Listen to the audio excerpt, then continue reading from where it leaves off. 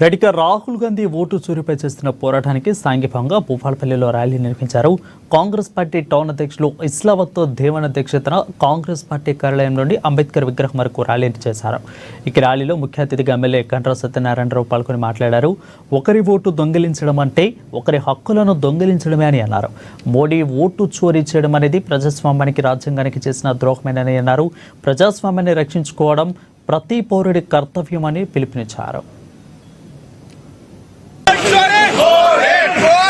ప్రజాస్వామ్య దేశం భారతదేశంలో ప్రతి పౌరునికి ఓటు హక్కు ద్వారా ప్రజాస్వామ్య విలువలను కాపాడేటువంటి ఏకైక దేశం భారతదేశంలో. ప్రపంచంలో భారతదేశమే ఈరోజు డెమోక్రసీని కాపాడేది. ఆ డెమోక్రసీని ప్రజాస్వామ్యాన్ని కూని చేసే విధంగా ఈరోజు బతికున్నటువంటి ఓట్లను చనిపోయినట్టుగా 56 లక్షల మందిని కేవలం బీహార్ రాష్ట్రంలోనే అధికారాన్ని చేజిక్కించుకోవడానికి మోడీ, అమిత్ షా ఈరోజు అధికారాన్ని అడ్డం పెట్టుకొని ఎన్నికల సంఘాన్ని అడ్డం పెట్టుకొని ఈరోజు బీహార్లో 56 లక్షల మందిని ఓట్లు తీసివేయడం జరిగింది.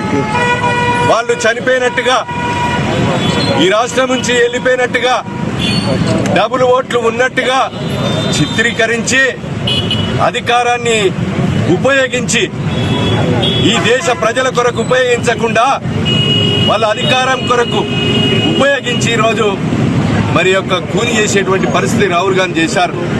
నిన్న రాహుల్ గాంధీ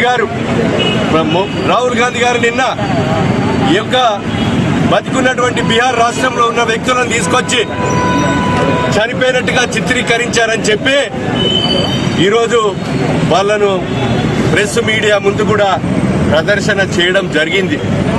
అంటే ఇప్పటికైనా మోడీ కనీసం ప్రజాస్వామ్య విలువలను కాపాడు. ఈరోజు ఎన్నికల సంఘం ఏదైతే బతుకున్న వ్యక్తులను కూడా చనిపోయినట్టుగా మీరు చూపించారో, మీరు ఆత్మవిమర్శ చేసుకొని ఇప్పటికైనా తప్పు నొప్పుకొని ఈ దేశానికి, సమాజానికి క్షమాపణ చెప్పాలని ఈ సందర్భంగా మేము తెలియజేస్తున్నాం. మోడీ ఈరోజు 3 సార్లు అధికారం కూడా